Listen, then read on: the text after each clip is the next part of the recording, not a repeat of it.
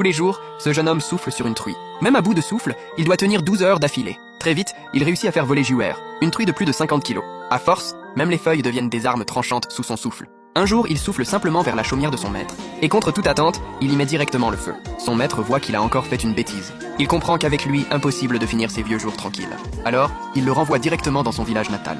Mais à peine descendu de la montagne, il apprend la mort de son grand-père. Il se dépêche aussitôt de rentrer chez lui. Sa femme était justement en plein enterrement de son grand-père. Et voilà que le cortège funèbre tombe nez à nez avec un cortège de mariage. Ah! Putain! Hé! Tu peux pas conduire correctement, bordel? Tu conduis comment, putain? T'es aveugle ou quoi? Madame Lin, il y a un enterrement sur la route. Aujourd'hui, Tu Yuncheng sait que c'est mon mariage. À moi, Lin Yaozu. Il bloque ma route? Qu'il dégage loin d'ici. Oncle Long, ne cherchons pas les ennuis. Il faut enterrer grand-père. Monsieur, l'heure de l'enterrement approche. Le respect des morts passe avant tout.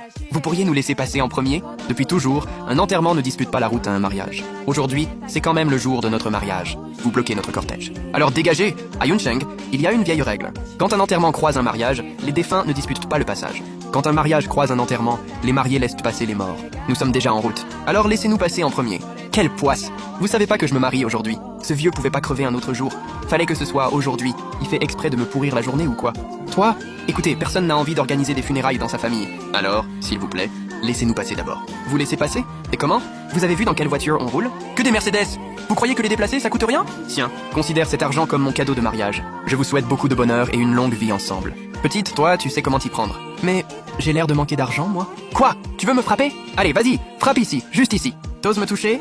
Toi? Petit, tu viens de quel milieu? Je ne suis peut-être pas grand-chose, mais dans le milieu, mon nom compte encore un peu. Tu peux me faire cette faveur et nous laisser passer? Une faveur?